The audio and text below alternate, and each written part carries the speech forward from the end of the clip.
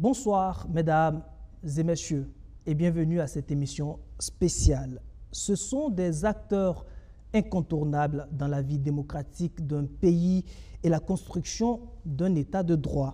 De par leur force de proposition et leur rôle de contre-pouvoir, les organisations de la société civile participent à l'équilibre social et à la veille citoyenne sur la gouvernance.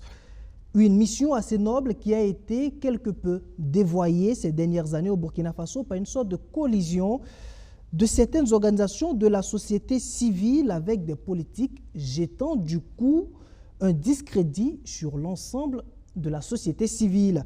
Et pour ne rien arranger, la crise sécuritaire est venue corser le défi de ces OSC, mettant à mal parfois leur collaboration avec les pouvoirs publics. Une situation qui appelle quelques questionnements. D'abord, comment les organisations de la société civile peuvent-elles redorer leur blason? Ensuite, dans ce contexte d'insécurité, les OSC devraient-elles avoir le même mode de fonctionnement qu'en période de paix? Et enfin, quelles peuvent être les pistes de collaboration entre elles et les pouvoirs publics, toujours dans ce contexte d'insécurité? Pour en parler ce soir, nous recevons trois invités sur ce plateau. À ma droite, nous avons M. Herman Douagno, président du Conseil national des organisations de la société civile du Burkina Faso. Bonsoir, M. Douagno. Bonsoir. Et bienvenue. Merci. À votre droite, M.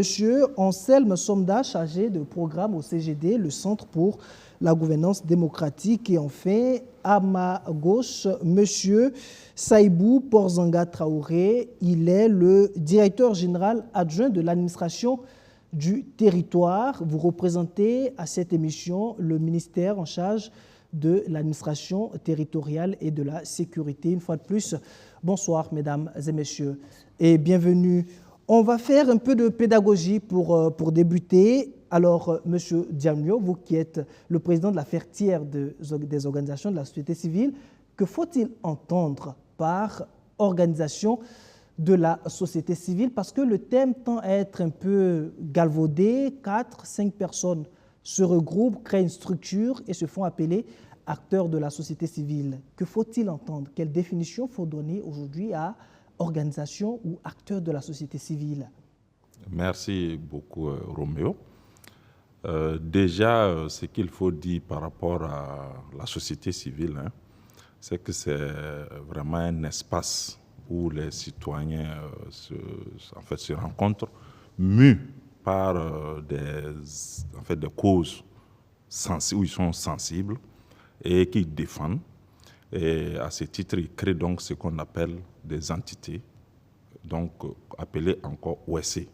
Et ces entités-là sont, j'allais dire, indépendantes de la sphère politique, donc qui va à la conquête du pouvoir d'État et à la gestion de ce même pouvoir, et de la sphère économique qui, lui, est lucratif. Donc, les organisations de la société civile ne sont pas à but lucratif, mais sont à but non lucratif.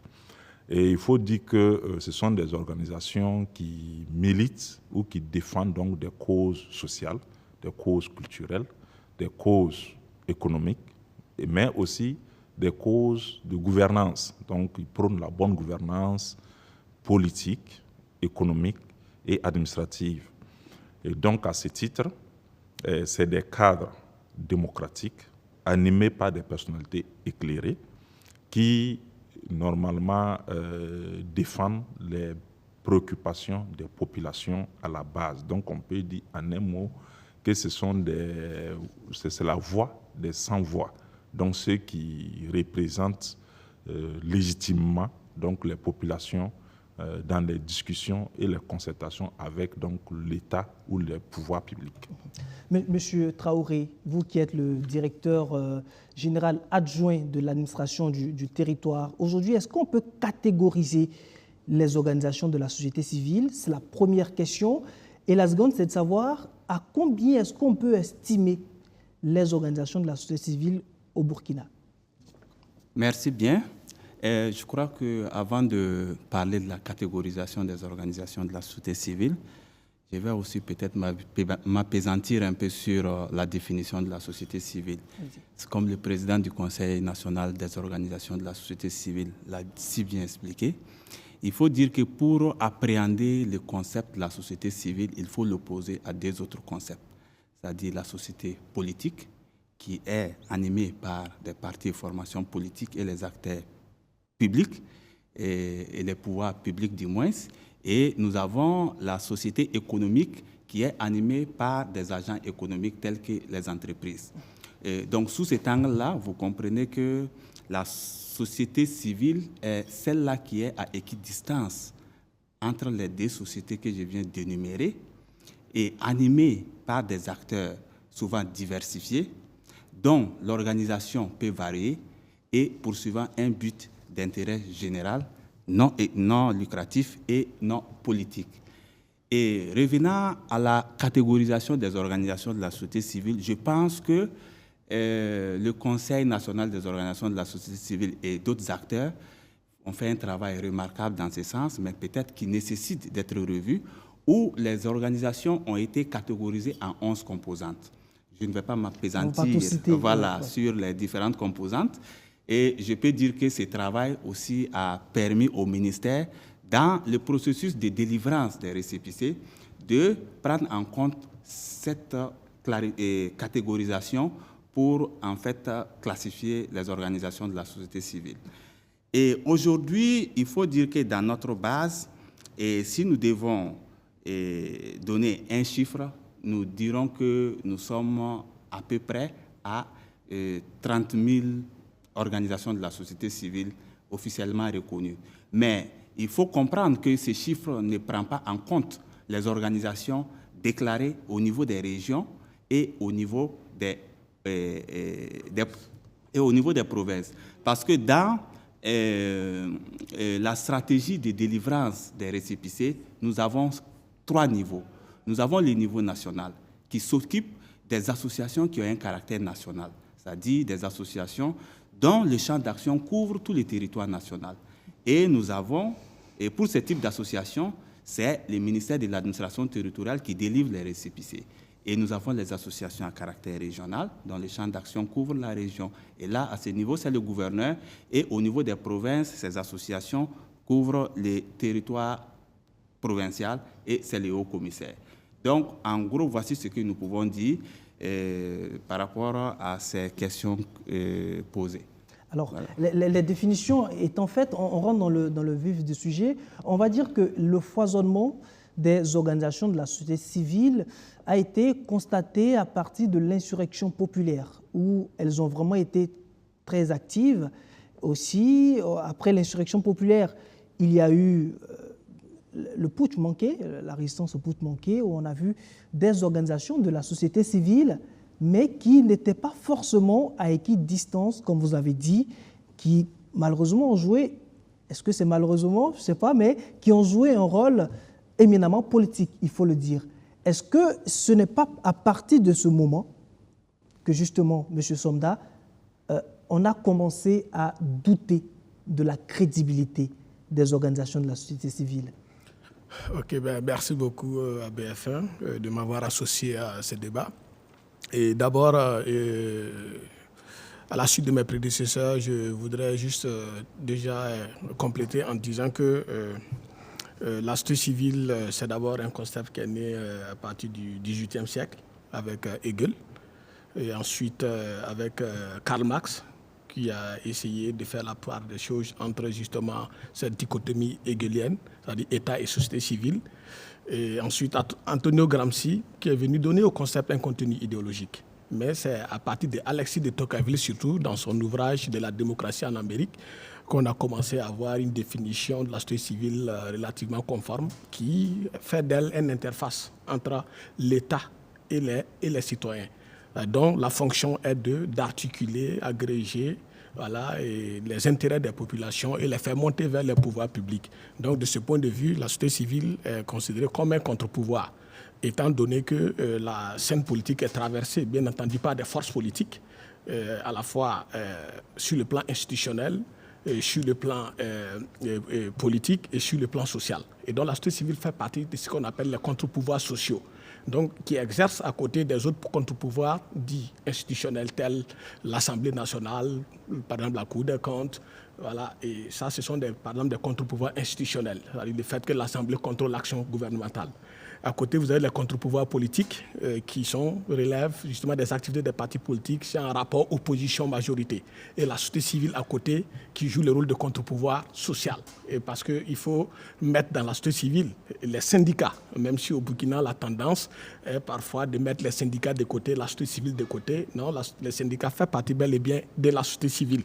Et les médias privés également font partie de la société civile. Donc, vous voyez que quand on jette le propre sur la société civile, les gens sont loin d'imaginer les catégories d'acteurs.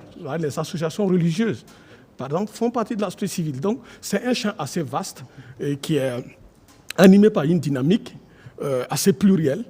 Voilà, et chacun, bien entendu, essaie d'apporter ses contributions dans l'espace civique. Et maintenant, pour revenir à votre question, oui, je suis d'avis avec vous qu'en 2015-2016, la société civile n'est pas sortie grandie du processus de transition. Parce que le comportement de certains de ces acteurs n'ont pas été à la hauteur des attentes. Et c'est à partir de là où le concept a commencé à se galvauder. Sinon, c'était très valorisant au Burkina dans les années 98, surtout après l'assassinat du journaliste Norbert Zongo et cette mobilisation sociale qu'il y a eu autour de cette affaire. La société civile avait joué un rôle majeur avec certaines organisations comme le MBDHP, les différents syndicats. Vous voyez que dans un contexte justement de fragilité démocratique où les forces d'opposition sont réduites à leur portion congrue, la société civile justement joue une fonction de substitution aux partis politiques défaillants. Et donc vous avez dû voir dans l'affaire Norbert Zongo, avec la faiblesse de l'opposition en son temps, elle a convergé vers l'opposition pour s'ériger en véritable contre-pouvoir pour dire, par exemple, plus jamais ça. Et donc, elle est sortie de cette période bien grandie avec une image, un blason bien redoré. Mais à partir de la transition, je suis d'avis que la société civile a commencé à perdre de sa crédibilité parce qu'il y a des organisations qui se sont constituées en excroissance de partis politiques, il faut le dire ainsi, dont les mots d'ordre étaient reçus auprès des officines politiques. Et ça, cette façon de fonctionner a véritablement terni l'image de la société civile est là vraiment galvaudée. Mais tout compte fait, je dis toujours, la société civile, la vraie, existe encore. Et on sait où la retrouver. Monsieur Dionio, la vraie société civile existe, on sait où la retrouver. Finalement, quand de plus en plus, une certaine opinion demande aux organisations de la société civile d'être des OSC patriotes. C'est le thème qu'on entend aujourd'hui. D'abord, être des OSC patriotes. Qu'est-ce que ça voudrait dire? À quoi est-ce que ça ramène? D'accord, merci. Avant toute chose, je crois qu'il faut peut-être clarifier aussi un certain nombre de relations qui ont existé de par le passé entre la société civile et la classe politique, et qui même a contribué à fragiliser la société civile sans qu'elle ne s'en rende compte. M. Somda a fait cas justement de la mobilisation énorme qu'il y a eu après l'assassinat du journaliste Norbert Zongo en 1998, où il avait créé le collectif des organisations civiles, des partis politiques. Vous voyez déjà, quand vous marchez avec des partis politiques, le régime qui est en place, qui ne prend pas part à cette mobilisation, ne peut pas ne pas croire que vous ne faites pas, ou bien vous n'avez pas des intentions politiques derrière l'action que vous menez. Donc du coup, vous prenez un coup sans, c'est-à-dire vous donnez une faiblesse à votre action sans le savoir. Ça conduit bien sûr la société civile à ce qu'on mette en place un comité de sages qui a délibéré, mais il faut dire aussi que nous n'avons pas, en ce moment-là, atteint les résultats escomptés. Ensuite, quand la transition est arrivée, l'autre aspect qui a un peu mis la société civile en mal, c'est le fait que, on a demandé quand même à ce qu'il y ait une transition civile. Mais une transition où, dans la gouvernance, on a retrouvé également des acteurs de la société civile. Et comme on l'a dit, le citoyen regarde la société civile et aussi l'évalue et l'apprécie. Donc, du coup, aux yeux de certains citoyens, les organisations de la société civile se constituent et attendent l'occasion également de pouvoir gérer le pouvoir d'État. Ça, ce sont des aspects qui militent en défaveur de la société civile. Après la transition, il y a eu, bien sûr, comme les gens ont vu que la société civile avait goûté au pouvoir, des associations ou les organisations ont commencé à se créer, avec, bien sûr, pour but de justement participer à la gestion du pouvoir d'État. Parce qu'elles se sont rendues compte qu'il y avait quelque chose à prendre dans la gestion du pouvoir. Donc, il y a eu d'autres qui se sont créés en étant des chapelles politiques, donc en servant des intérêts des partis politiques. Il y en a eu qui se sont créés pour juste s'opposer au régime en place, dans le but qu'on contourne les voir la nuit noire pour les proposer, par exemple, des postes ou en tout cas des faveurs et les calmer un peu. Et c'est ce qui a commencé à discréditer la société civile, comme Anselme l'a dit. Et aujourd'hui, ce qui fait que on peut croire, ont perdu confiance. Voilà. Les gens ont perdu, on peut croire qu'on appelle à une société civile patriote. C'est justement le fait d'appeler à une société civile qui n'est plus mue par la recherche et la conquête du pouvoir d'État dans l'ombre, parce que ce n'est même pas son objet. Son objet, selon la loi 064, c'est de défendre des causes nobles. Et c'est aussi de ne pas être à but lucratif. Donc, du coup, si on est patriote, ça veut dire qu'on met l'intérêt supérieur de la nation au devant des libertés individuelles et des libertés collectives dont nous jouissons, si ces libertés-là doivent contribuer à affaiblir la nation. Donc c'est ce qui a prévalu, mais moi je crois que nous sommes dans un État et personne n'a intérêt à ce que le pays se fragilise davantage. Nous sommes tous affectés par ce qui nous arrive aujourd'hui. Et le mot patriote ou le terme patriote ne devait pas être. Je crois que tout le monde est conscient qu'aujourd'hui, il faut qu'on regarde dans la même direction et il faut qu'on avance. Et c'est pour cela qu'il faut apprendre maintenant, ou oser assainir cette société civile aujourd'hui en mettant de côté, parce que bon, pour moi, le loup est rentré dans la bergerie. D'accord, on va revenir sur les propositions. Mais monsieur Traoré, en parlant de société civile patriote, est-ce que ça voudrait dire que dans cette période de crise sécuritaire, il faudrait arrêter toutes sortes de critiques, toutes sortes de veille citoyenne qui est en réalité l'une des missions, on va dire, principales des organisations de la société civile?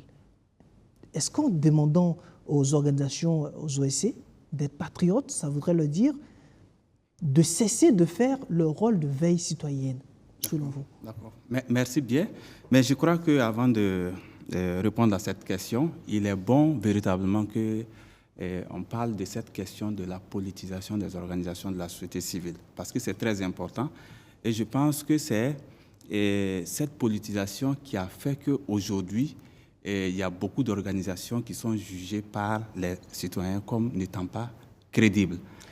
Est-ce qu'il n'y a pas un aspect qui joue déjà en défaveur de la société civile? Parce que lorsque elle fait de la veille citoyenne, souvent les pouvoirs en place ont tendance à les considérer comme des opposants, parce qu'elles critiquent, parce qu'elles mettent parfois le doigt là où ça ne va pas. Malgré elles, les pouvoirs en place les qualifient, les voient comme des opposants. Est-ce que malgré elles, c'est pas Non, Oui. non, je pense que les pouvoirs en place connaissent très bien le rôle que doivent jouer les organisations de la société civile. Et ce rôle de veille et d'interpellation, c'est une des missions des organisations de la société civile.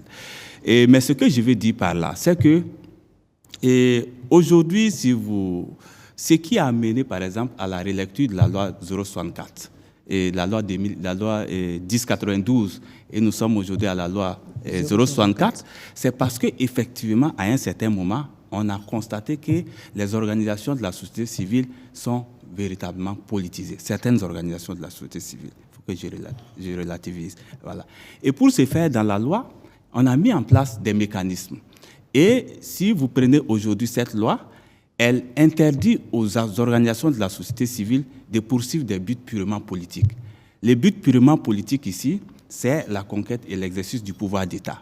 Mais il n'est pas interdit à une organisation de la société civile de s'intéresser sur des questions d'importance majeure concernant la vie de la nation. Et ça, on peut dire qu'elles font de la politique, mais ici, il s'agit de faire de la politique au sens large et non au sens strict. Et revenant à votre question, je pense que les autorités connaissent très bien le rôle des organisations de la société civile. Et sur cet aspect, elles ne considèrent pas forcément les interpellations et les actions de veille comme mettant les organisations de la société civile dans une posture d'opposition.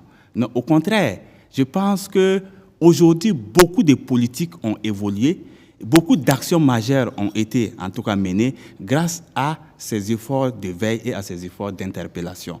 Mais ce qu'il faut aussi reconnaître, c'est que le contexte a évolué. Nous sommes dans un contexte où la sensibilité fait que les organisations de la société civile doivent avoir une autre méthode d'approche. C'est très important. Parce que c'est laquelle? Allez-y. Elle ne peut pas agir comme si nous étions dans une situation normale. Le président du Conseil national des organisations l'a si bien dit. Aujourd'hui, il y a une question de crise sécuritaire qui est là. Il faudrait que les organisations, tout en jouant leur rôle noble, prennent en compte cette fragilité de notre contexte. Je pense que c'est tout ce qui est demandé. Sinon, on ne peut pas les empêcher de jouer véritablement leur rôle. Au passage, il y a certains qui ont essayé de jouer leur rôle. Je ne sais pas comment ça a été interprété, mais ils ont été envoyés au front, ils ont été réquisitionnés. Ils ont fait, selon eux, de la veille citoyenne. Et pour eux, on a voulu justement les faire taire. Oui, je pense que nous devons placer nos actions dans un contexte.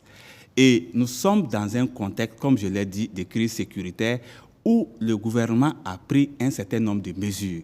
Nous avons la mobilisation générale et la mise en garde qui est là. Nous avons la question des mesures d'urgence également qui sont là.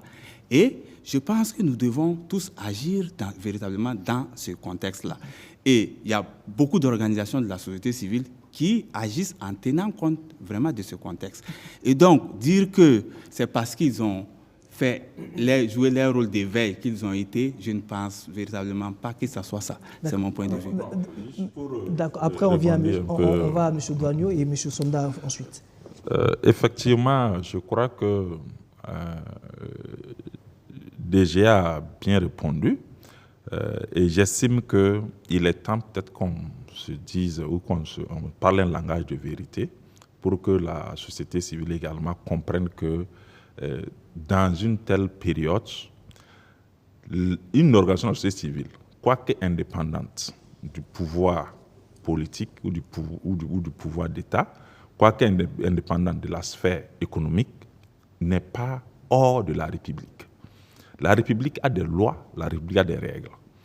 Et justement, la gouvernance des GSC, gouvernance interne des GSC, commence par le respect des lois et des textes de la République. Sinon, on ne serait plus une République. Sinon, on ne pourrait plus, parce que nous avons demandé des récépissés à cette même administration, qui a aussi pris des mesures qui normalement s'appliquent à nous aussi en tant que... C'est pas parce qu'on est société civile qu'on est au-dessus de certaines lois. Et je crois que tout citoyen est assujetti à ces lois. Maintenant, la veille citoyenne, comme on le dit, j'aime toujours dire que c'est celui qui agit qui commet des erreurs. Quand on n'agit pas, la critique est facile. Mais il faut que souvent on se dise que celui-là qui agit également va forcément commettre des erreurs et que la veille citoyenne, ce n'est pas de mettre des critiques subjectives, mais des critiques objectives dans une logique de construction de la nation et non dans une logique de destruction qui va empirer la situation que nous vivons déjà. Et aujourd'hui, si nous sommes convaincus que nous faisons de la veille citoyenne et que de par cette veille citoyenne, on nous embarque quelque part où nous subissons en tout cas des désagréments et que c'est notre conviction, je crois que nous devrions l'accepter. Les plus grands hommes de ce monde-là ont lutté, ont milité. La société civile, c'est la même chose. On milite, on lutte pour une cause. Et si, à un moment donné, vos détracteurs vous font subir certaines choses, il faut juste les accepter. Et il ne faut pas dire non, parce que moi j'ai critiqué que je suis allé au front. Nelson Mandela a fait la prison, mais il a accepté son sort. Mais après, il est ressorti de la prison. Donc, du coup, il faut aussi permettre à ceux qui gèrent le pouvoir, de gérer le pouvoir selon les règles de la République. Monsieur Somda, là, au regard du contexte, est-ce que les organisations de la société civile devraient revoir leur fonctionnement pour s'adapter au contexte? C'est ce que semblent nous dire M. Doigneau et M. Traoré. Est-ce que vous êtes de cet avis? Bon, je ne partage pas forcément leur point de vue. Déjà, il faut dire une chose, en matière associative, la liberté est le principe.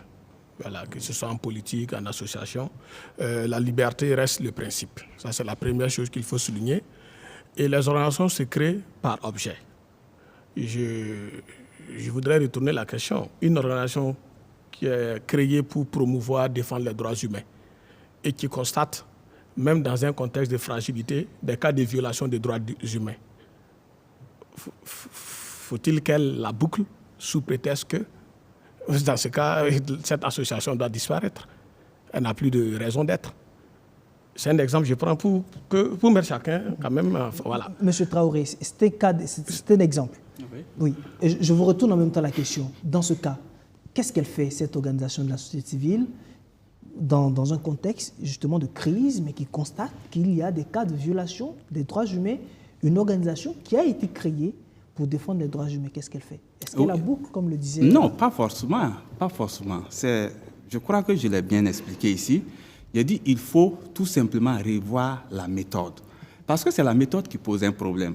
L'organisation de la société civile fait toujours continuer à travailler, mais en réadaptant ses méthodes par rapport au contexte. Je ne pense pas qu'ici, il est question d'empêcher une quelconque organisation de mener ses activités, mais de mener ses activités dans le cadre de la République.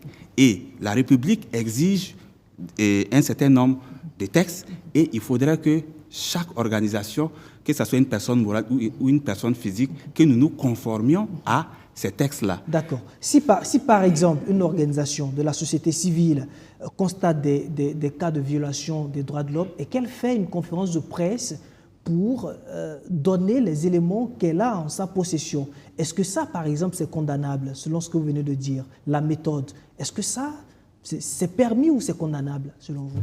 Non, tout dépend de la sensibilité du contexte. Lorsque, par exemple, on fait une conférence de presse et les informations qu'on doit divulguer sont des informations sensibles qui peuvent compromettre tout ce qui est en train d'être mené sur le terrain comme stratégie de lutte, je pense que pour une organisation de la société civile, elle devrait revoir sa stratégie. Parce que quoi qu'on dise, nous devons tous voir l'intérêt général. Ici, l'information que nous voulons donner, est-ce que c'est une information qui aide la nation ou c'est une information qui est contre la nation? Parce qu'une information qui aide la nation, c'est cette information-là qui permet de préserver les intérêts, je pense, du Burkina Faso. Monsieur Somda, poursuivez votre argumentation. Bon, on m'avait coupé. Dans la même veine, il y a aussi, par exemple, les organisations de lutte contre la corruption. Et la corruption, même dans un contexte de fragilité, parce qu'il faut le dire, c'est des questions de gouvernance qui ont plongé notre pays dans cette crise. Et si c'est des questions de gouvernance qui ont plongé notre pays dans cette crise, il faut que les organisations qui sont nées pour promouvoir la bonne gouvernance, la lutte contre la corruption, il faut permettre à ces organisations de continuer leur travail parce que les exigences en matière de bonne gouvernance restent des clés pour faire face à cette crise. Ça, c'est la première chose que je voulais souligner. Deuxième chose, je ne pense pas que jusqu'ici, on reproche des choses aux organisations. Mais ce qui est déplorable, c'est que je n'ai jamais vu, il y avait une direction générale des libertés publiques et des affaires politiques de GELPAP qui a été fondue dans une direction plus large, mais à ma connaissance, aucune organisation n'a été interpellée sur son mode opératoire, c'est-à-dire par cette direction qui est un peu comme, si vous voulez, qui assure plus ou moins la veille sur les activités des organisations de la société civile pour voir si, à l'instar des partis politiques, est-ce que le mode de fonctionnement des organisations est conforme à la loi. Moi, je ne connais pas jusqu'à aujourd'hui, en tout cas à cette date, une organisation qui a été interpellée par ce ministère qu'est le MATD sur le mode opératoire de l'organisation. Ce que je voudrais dire, l'essentiel des organisations de la société civile, en tout cas, je dis la société civile, la vraie, que je connais, elle est suffisamment responsable. Elle est suffisamment responsable, et même très responsable. Du coup, et elle s'organise de sorte à ce que ses interventions restent dans le strict cadre de la loi. Donc, c'est ce qui fait d'ailleurs qu'aucune organisation n'a été assignée en justice ou n'a été interpellée par les MATD pour dire, bon, voilà, sur telle chose, vous avez failli, parce que. La crise sécuritaire, nos organisations sont bel et bien conscientes. Et d'ailleurs, elles ne cessent d'apporter leur contribution à la résolution de la crise. J'ai le sentiment, parfois, on pense que la société civile se comporte comme un peu ce que je vais appeler des privilégiés capricieux. Voilà, des privilégiés capricieux qui sont attachés à un certain nombre de droits, mais qui oublient leurs devoirs. Alors que non, les organisations de la société civile sont bel et bien conscientes de leurs devoirs vis-à-vis de la République, mais en même temps, nous faisons comprendre que l'exercice d'un certain nombre de libertés n'est pas incompatible avec la lutte contre la sécurité, et l'insécurité plutôt. C'est ce qu'on essaie de faire comprendre. C'est-à-dire, le fait d'exercer certaines libertés-là, ce n'est pas incompatible plutôt avec la lutte contre l'insécurité. Et je vais prendre un exemple. Imaginez, j'ai le sentiment qu'après les journalistes patriotes, le concept d'OSC patriote est né, on est un peu dans le sentiment qu'on veut dire, écoutez, vous pouvez parler des choses qui n'embêtent pas. Voilà. Imaginez une organisation qui décide, par exemple, de dénoncer des cas de corruption. Dans le secteur de la sécurité, par exemple. Entre cette organisation et une organisation qui applaudit, parfois, mais sans savoir pourquoi elle applaudit, qui est plus utile à la République? Parce que la mauvaise gouvernance du secteur de la sécurité joue énormément sur les capacités du secteur de la sécurité. Est-ce qu'on se comprend? Donc, quelqu'un peut dénoncer une mauvaise gouvernance dans le secteur de la sécurité sans être un ennemi de la nation. Et là, pas que je rejoins, mais je rebondis sur ce qu'avait dit M. Traoré, le chef de l'État, a dit sur ce point que tout dépend de la méthode. Si vous avez des propositions, il a dit que les portes de la présidence sont ouvertes, vous pouvez aller porter vos propositions. C'est là où je reviens. C'est peut-être le problème de la question de la méthode. Lorsque, par exemple, on va sur les réseaux sociaux, peut-être qu'on organise des conférences de presse ou on est sur des plateaux pour le divulguer, peut-être que c'est ce qui pose problème. Bon, est-ce que vous ne confondez pas ici les activités et les organisations? Je vous ai souligné ici, donnez-moi le nom d'une seule organisation de la société civile que je connaisse vraiment dans les sphères de la société civile, les organisations historiques et tout ça. Donnez-moi le nom d'une seule d'entre elles qui a posé des actes répréhensibles de sorte à ce qu'elles fassent l'objet d'une interpellation, que ce soit par le MATD ou par la justice.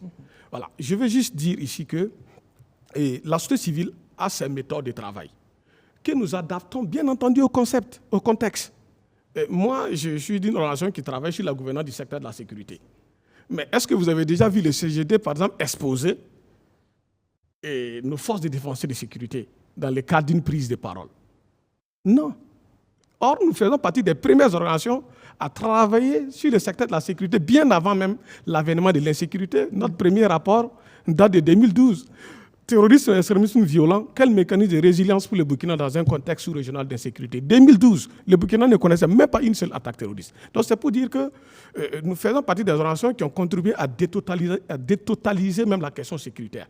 Faire de sorte à ce que des citoyens, des civils, se donnent une certaine expertise technique sur des questions sécuritaires et apportent justement cette expertise-là au secteur de la sécurité, de sorte justement à rendre ce secteur de la sécurité-là plus efficace. Mais on n'a jamais exposé les FDS, par exemple. Douanier, qu'il dit, avant que vous rebondissiez, est-ce que ce n'est pas parfois une sorte de confusion que les gens font justement entre activistes, organisations de la société civile et journalistes? Parce que souvent, même les journalistes, certains ont fait parfois la confusion. Lorsqu'on tape sur les journalistes, on leur demande d'être des journalistes patriotes. Parfois, on confond journalistes et activistes sur les réseaux sociaux. Est-ce que ce n'est pas souvent la confusion qui fait qu'on n'arrive pas à s'entendre? Oui, je crois que M. Sonda, dans son déroulé, a trouvé même les réponses à ces questions. Effectivement, aujourd'hui, aucune organisation de la société civile n'a fait l'objet de poursuites judiciaires ou même n'a été suspendue ou de sanctions par l'administration. Parce que les organisations de la société civile peuvent être limitées en termes de connaissances, ce qui fait d'ailleurs que nous renforçons les capacités de nos membres. Et quand on doit agir, on agit au nom d'une organisation. Mais si moi, individuellement, je suis du Conseil national des organisations de la société civile, je parle en tant qu'Herman Douanier, mais ce qui va m'arriver, c'est moi qui l'aurai cherché. Ce n'est pas le CNOSC qui sera attaqué. Donc, il faudra également qu'on fasse la part des choses. Quand on agit au nom d'une organisation, c'est différent que quand on agit à son propre nom. Et ça, c'est ce qu'il faut que les gens sachent. Ce n'est pas parce qu'on a enlevé un acteur qui peut-être est dans une organisation qu'on s'est attaqué à l'organisation. Peut-être même que l'acteur, en disant certaines choses, n'a pas consulté son organisation. Parce qu'il y a aussi le droit à l'opinion que nous tous nous avons, parce qu'on a rétabli la Constitution. Mais le droit à l'opinion aussi appelle l'application des règles de la République. Parce que ce n'est pas de l'anarchie, il s'est organisé. Autre chose que je dirais par rapport à l'intervention donc de Anselme, effectivement, il y a ces dernières années, ce que je regrette, c'est que souvent j'ai honte d'être de la société civile. Parce que, oui, parce que on a tellement, c'est-à-dire les activistes à un moment donné ont tellement pris le pas en se faisant souvent passer pour des acteurs de la société civile que finalement, quand on vous regarde, c'est comme si vous étiez un torchon, vous n'apportez rien, vous ne faites que créer des problèmes à la nation. Alors que moi seul, je sais ce que la société civile apporte à ce pays en termes de contribution au développement social et au développement économique de ce pays, depuis belle lurette. Mais justement, dans ce cadre, dans ce contexte, que font les organisations de la société civile Exactement. Sérieuses pour se démarquer peut-être des usurpateurs? Exactement.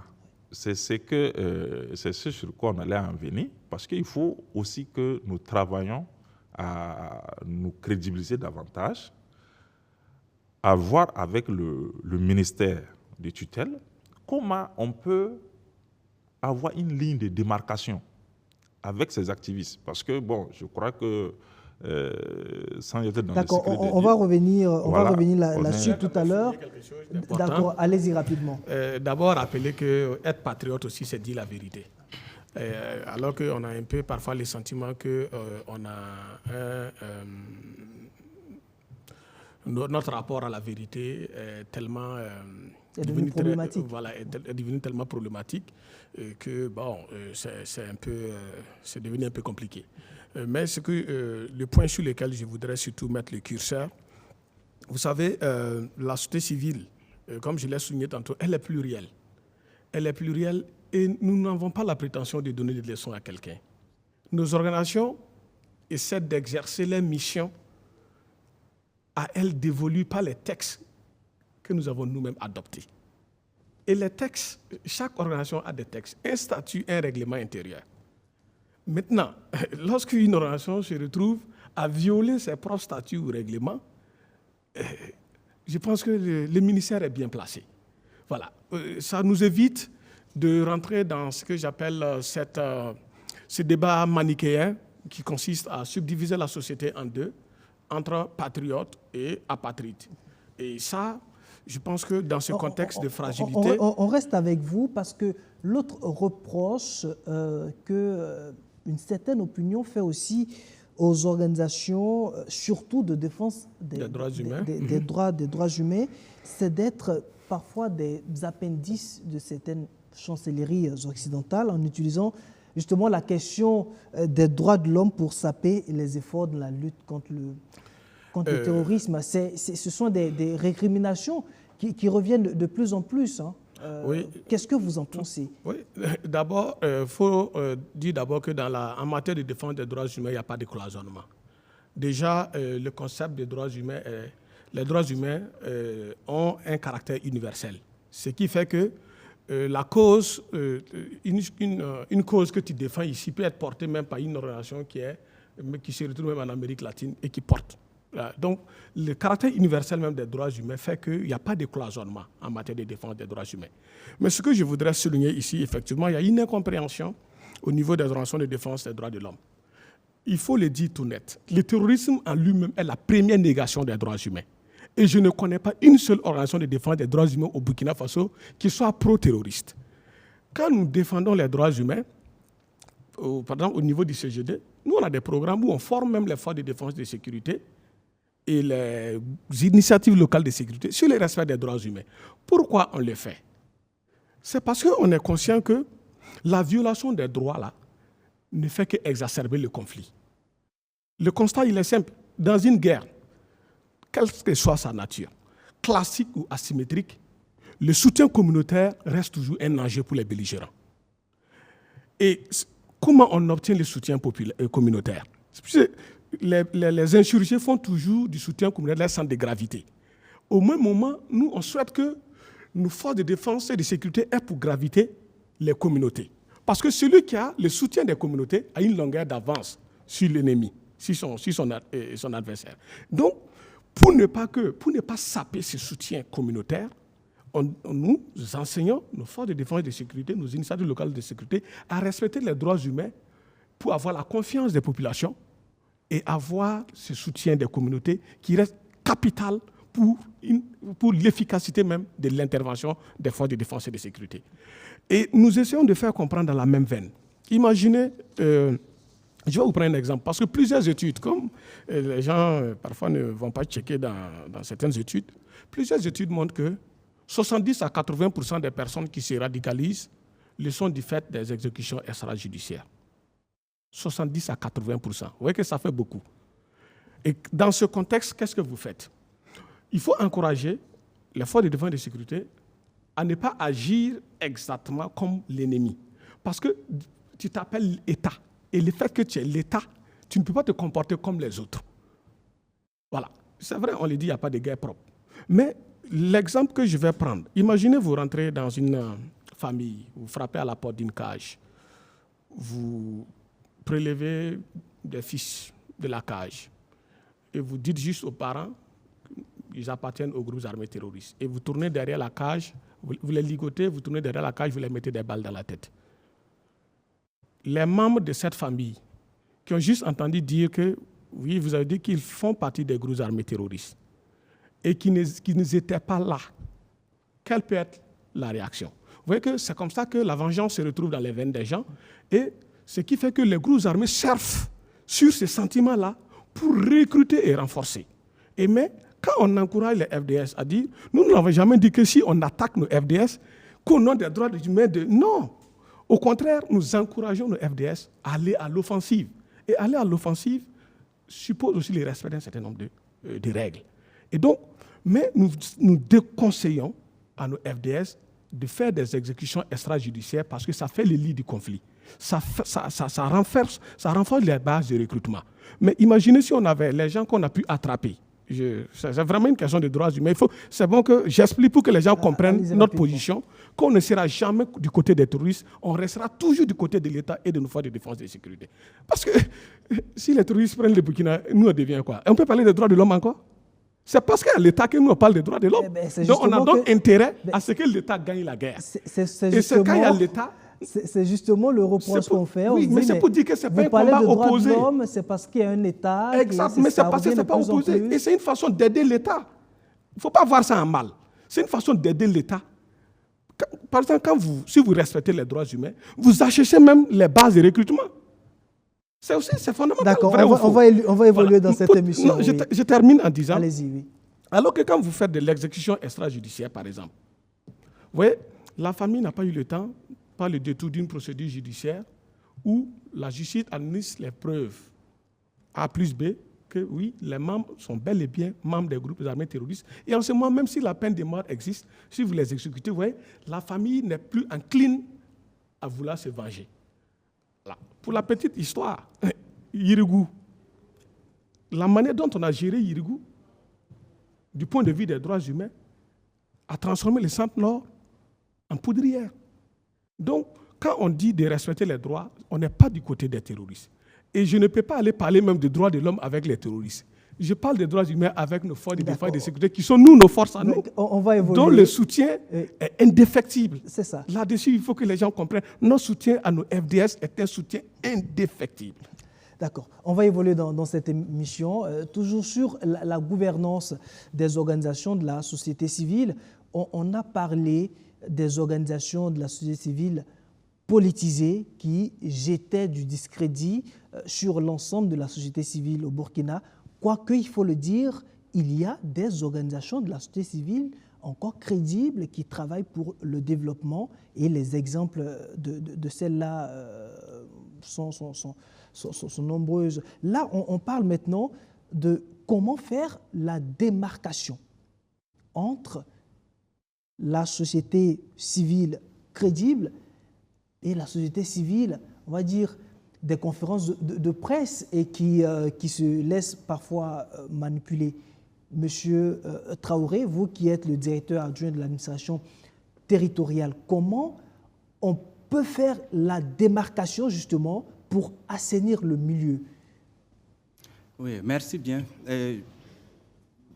Je crois que pour assainir le milieu des organisations de la société civile, ça incombe à pratiquement tous les acteurs, que ce soit les acteurs publics et que ce soit les organisations de la société civile elles-mêmes. Pour ce qui concerne l'administration, il est nécessaire de mettre en place des règles qui vont permettre aux organisations de la société civile d'avoir une gouvernance vertueuse. Et je pense que déjà, nous avons un cadre juridique qui permet aux organisations d'avoir au moins un minimum de gouvernance interne. Si vous prenez la loi 064, eh bien, elle prévoit un type d'organisation, voilà, pour que les organisations de la société civile puissent véritablement fonctionner normalement. Il s'agit par exemple d'une instance délibérante et d'une instance d'exécution. Et également, elle prévoit une structuration, si je peux m'exprimer ainsi, des organisations de la société civile en termes de définition des rôles des responsables, en termes d'interaction entre les différents organes, les différentes instances de l'association. Je pense que ce travail est déjà fait par la loi 064. Maintenant, pour assainir les milieux, que ce soit au niveau de l'État, il faudra peut-être accentuer le suivi des organisations de la société civile. Et je pense qu'il y a un travail préalable qui est déjà fait à ce niveau. Parce que, contrairement à ce que M. Somda a dit, le ministère de l'administration territoriale suit permanemment les organisations de la société civile. Nous sommes d'accord. Est-ce qu'avec le nombre... Justement, c'est là où je vais en venir. C'est là où je vais en venir. Des organisations qui existent, est-ce que le ministère arrive à... Non, c'est là où je vais en venir. Allez-y. C'est là où je vais en venir. Il est vrai que le nombre est vraiment pléthorique, mais nous essayons véritablement de suivre en tout cas un tant soit peu, les activités des organisations de la société civile. Mais notre rôle, ce n'est pas forcément d'interpeller ou de sanctionner les organisations de la société civile. Quoi qu'on dise, nous reconnaissons que ce sont des organisations qui ont été créées pour un but bien précis. Donc, nous reconnaissons également qu'il y a un déficit de capacitation des organisations de la société civile et il y a un déficit également de professionnalisation des organisations de la société civile. Est-ce que déjà, pour assainir le milieu, il ne faudrait pas peut-être corser les conditions de création d'une organisation de la société civile? Parce qu'on voit certaines organisations qui n'ont même pas de récépissé, qui déclarent juste leur organisation et puis tout de suite qui se lancent dans des activités. Voilà. Est-ce qu'il ne faut pas justement corser? On revient à vous tout de suite. D'accord. Non, mais je vais terminer avec mon idée. En fait, le déficit de capacitation et de professionnalisation fait que beaucoup d'organisations de la société civile n'arrivent pas à jouer véritablement leur rôle. Et le pouvoir public et les organisations de la société civile doivent d'abord travailler sur cet aspect-là. Et il est vrai qu'on peut penser à corser, mais je pense que ce qui est déjà là, si nous travaillons à renforcer leurs capacités, à les sensibiliser dans le respect de leurs propres textes, je pense qu'on pourra véritablement élever certaines organisations de la société civile, en tout cas au rang d'organisations crédibles. Maintenant, pour ce qui est de durcir les textes, je pense que nous sommes dans un régime déclaratif au Burkina Faso. Le régime déclaratif signifie tout simplement que les associations se créent sans aucune formalité administrative préalable. Ça veut dire que vous et moi, nous pouvons décider que nous avons créé une organisation de la société civile et nous commençons à mener des activités. Mais sauf qu'il faut reconnaître qu'en ce moment, nous serons dans une situation d'organisation de la société civile de fait, qui a une capacité juridique imparfaite. Ça veut dire que cette organisation ne peut pas poser certaines actions majeures. Par exemple, elle ne peut pas ouvrir un compte bancaire, elle ne peut pas signer des contrats, elle ne peut pas rester en justice. Il n'y a que les membres représentant ces groupes organisés-là qui peuvent véritablement poser ces types d'actions, mais pas au nom de la personne morale. Et donc, étant dans un régime déclaratif, si nous voulons corser, comme vous le dites, les conditions de création des organisations de la société civile, bon, nous avons plusieurs possibilités. On peut jouer sur le principe même de la liberté d'association ou on peut également jouer sur les conditions de création et sur d'autres mécanismes. Et bien évidemment, il faut également renforcer le suivi et aussi faire en sorte que les organisations en leur propre sein puissent avoir une organisation qui puisse leur permettre de sensibiliser, de capaciter et de professionnaliser leurs membres. Monsieur Duagno, comment est-ce qu'on fait aujourd'hui pour assainir le milieu? Vous l'avez dit tout à l'heure, il y a un peu de pagaille, il y a un peu de laisser-aller et finalement, que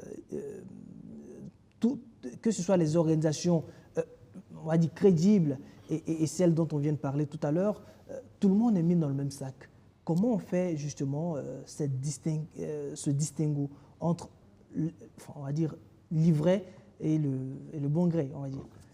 Merci. Déjà, il faut savoir que dans toute approche, il faut se baser un peu sur les expériences. On ne peut pas se lever du jour au lendemain, commencer à dire, bon, vous là, mettez-vous à gauche, vous mettez-vous à droite, parce que, bon, ceux qui sont à droite, c'est ceux qui sont bons. Non, certaines organisations, quand même, de par leur tradition de contribution à la gouvernance, aux politiques donc, de développement, sont déjà réputés au niveau donc, de l'administration publique et des pouvoirs publics. Et à ce niveau, je crois que le débat ne se pose pas ou ne se pose plus au niveau de l'administration publique parce que bon, ce sont des organisations également qui militent ou bien qui, en tout cas, renouvellent rapidement ou respectent en tout cas les clauses de leur statut et règlement intérieur. Et également qui, sur le terrain, travaillent en toute impartialité dans l'objet déclaré donc, de la création donc, de l'OSC. Ça, c'est déjà, je crois que si on part des expériences, on peut déjà identifier des organisations crédibles avec lesquelles on pourra travailler. Les autres, comme DGA l'a dit, on pourra commencer par les suivre pas à pas, parce que vous savez aussi, c'est un milieu où... Il y a une pléthore d'organisations. Est-ce qu'on peut les suivre elles toutes? Et vous savez, il y a un pléthore, mais il y a peu qui sont sur le terrain. Il y a peu qui sont sur le terrain. Et je vous dirais même d'attendre peut-être des régimes qui peut-être ouvrent les vannes pour permettre à certaines mêmes OSC de pouvoir travailler, parce que vous savez que l'OSC aussi, quand il a besoin de travailler, a besoin d'argent. Parce Donc, qu'on a parlé de la même situation avec les partis politiques aujourd'hui. Je crois que l'idée était émise, ce n'est pas encore formel, mais l'idée était de restreindre un peu parce qu'on estime qu'il y a trop d'organisations politiques et qu'il va falloir à un certain moment assainir aussi ce milieu-là. Oui, mais je crois qu'ici, le fait d'avoir beaucoup d'organisations de la société civile, pour moi, n'est pas véritablement un problème. C'est un peu leur contribution, voilà, à l'édification ou à la construction de la nation, pour moi, qui peut être un problème, ou peut-être leur utilisation. Parce que souvent, ils sont abusés. Ils sont abusés sur plusieurs plans. Déjà, à parler un peu sur du plan politique, où ils sont politisés, certaines bien sûr. Parce que, bon, quand vous créez une association ou bien vous créez une OSC et vous voulez des ressources pour vous-même vous servir d'abord, en oubliant ou bien en mettant de côté l'objet qui vous a vu naître ou que vous avez mis en avant pour vous créer, ça devient un problème. Il y a l'autre aspect, c'est que les OSC ont une grande force de mobilisation sociale et de médiation sociale. Je dis en self, effectivement, le travail que le CGD fait est un travail qui est très intéressant. Et il ne faudrait pas qu'au niveau donc, des localités un peu reculées où le suivi est un peu relâché, les gens, en fait, l'administration n'est pas trop à proximité, que ces organisations-là puissent être abusées par des leaders politiques, des partis politiques, et que ces organisations commencent à travailler même pour le compte de ces gens-là. Ce n'est pas parce que on a suspendu les activités des partis politiques que ces organisations ne peuvent pas être créées. Et d'ailleurs, je dirais également que dans le sens de l'assainissement, il faudra qu'on commence à penser au niveau de l'organisation des partis politiques, là, au niveau du bureau politique national, à enlever le secrétariat chargé des USC. Ça ne peut pas être possible. Parce que ça veut dire que quelque part, ils ont des velléités de récupération des USC. Et ils savent déjà vers quel OSC aller. Donc, pour nous, ce que je dirais également, c'est qu'il faut que toutes les OSC qui se disent crédibles aujourd'hui, bien qui sont crédibles, que ces OSC-là évitent la compromission. La compromission n'est pas du tout bonne. Et je disais d'entrée de jeu que, bon, comme les uns et les autres l'ont souligné, il n'y a pas de mot patriote ou apatride à mettre dans quoi que ce soit. Nous sommes tous pour la nation. On va aller rapidement. Alors, là, on a... oui, mais je voulais juste compléter en disant, pour moi, comme il a souligné, ce n'est pas le nombre d'OSC qui pose problème, c'est la gouvernance des organisations qui pose problème. Le contrôle qui est exercé par les ministères des tutelles et l'autocontrôle même par les organisations. Et il y a une foire à laquelle parfois j'assiste en tant qu'acteur de la société civile qui est déconcertante. Quand on veut renouveler les instances de la CENI ou la CNDH, mais si vous assistez à cette scène, ce jour-là, vous serez dégoûté de la société civile. Qu'est-ce qui se passe? Elle a un comportement parfois purement politicien. Elle en fait même pire parfois que les partis politiques à l'occasion du renouvellement de ces instances. J'ai été témoin de ces faits-là, où ça n'honore pas du tout la société civile. Et nous avons dit au niveau du MATDS, on a fait une proposition au niveau du MATDS. Le CGD a dit, c'est simple. On dit renouvellement des instances de la CENI, vous allez voir des associations de dolotières, de quoi. Les partis politiques ont créé des structures qui viennent assiéger ces instances-là pour élire le candidat qui est proche du parti au pouvoir. Tout simplement, alors que c'est un poste qui est réservé aux organisations de défense des droits humains, par exemple au niveau de la CENI ou aux organisations des droits humains au niveau de la CNDH. Mais la récupération politicienne est arrivée à un niveau qui est assez exécrable. Et donc, nous avons dit, pour la CNDH ou pour la CENI, nous avons demandé au MATD de faire un exercice simple. Les gens se revendiquent de la société civile. C'est simple. Demandez par exemple les 2 ou 3 derniers rapports d'activité, premier critère. Demandez les 2 ou 3 derniers rapports d'audit de l'organisation. Ça permet même de savoir où les gens tirent les ressources et quel est l'usage qui en est fait. Une organisation qui envoie un rapport d'audit où voilà, on l'a épinglé et tout, ou qui n'a même pas de rapport d'activité, cette organisation n'est pas digne de venir siéger à une naissance des choix des organisations de la société civile. Donc voilà un peu des choses qu'on peut mettre dans la législation qui permettent de décanter véritablement la société civile. Là, on parlait tout à l'heure de comment assainir le milieu. On fera un dernier tour de table où chacun donnera son avis sur quelle piste de collaboration dans ce contexte d'insécurité entre les pouvoirs publics et les organisations de la société civile, parce que, quoi qu'on dise, elles ont quand même leur mot à dire dans la gestion de ce pays, en dépit du contexte sécuritaire. C'est vrai qu'on demande d'être patriote, mais comment, dans ce contexte-là, les OSC peuvent continuer à collaborer, à faire leur travail de veille citoyenne, à collaborer avec le pouvoir public. Comment ça peut se passer rapidement? Ok, ben, merci beaucoup. C'est une très belle question. Je pense qu'on est vraiment dans le nœud du débat. Il faut dire que la société civile a une démarche à la fois collaborative, mais parfois des démarches de dénonciation. Et pour les questions sécuritaires, nous avions, en tout cas personnellement pour les CGT que je connais, nous avons une démarche collaborative. En tant que centre de recherche, lorsque il s'agit par exemple de parler des réformes du secteur de la sécurité, modestement, nous partons apporter nos contributions en tant que centre de recherche. Mais nous jouons aussi un rôle de mobilisation sociale. Je vais prendre un exemple. En 2016-17, par exemple, nous avons conçu un outil sur la collaboration civilo-militaire. Et l'outil a été présenté dans toutes les zones à fort défi sécuritaire, qui a consisté à faire des séries de conférences publiques, des émissions radio pour expliquer comment on peut et on doit collaborer avec les forces de défense et de sécurité. Ça, c'est vraiment quelque chose qui est fondamental dans ce contexte de sécurité. Et la société civile peut bel et bien jouer ce rôle du fait de sa proximité avec les populations. Et troisième point, rapidement, oui, nous sommes également dans un contexte de réforme. Et on a la chance d'avoir dans notre pays des organisations qui ont une expertise avérée dans bien des domaines, que ce soit en lien avec la sécurité ou les réformes politiques, institutionnelles, les réformes administratives, les réformes socio-économiques. On peut faire de sorte à ce que la société civile, en tout cas, joue véritablement d'abord son rôle de contrôle démocratique des forces de défense et de sécurité, de contrôle démocratique du secteur de la sécurité, et tout ceci dans une démarche collaborative. Et je pense que nous le faisons déjà et nous n'attendons que cela aussi. Et parfois, on n'attend pas pour le faire.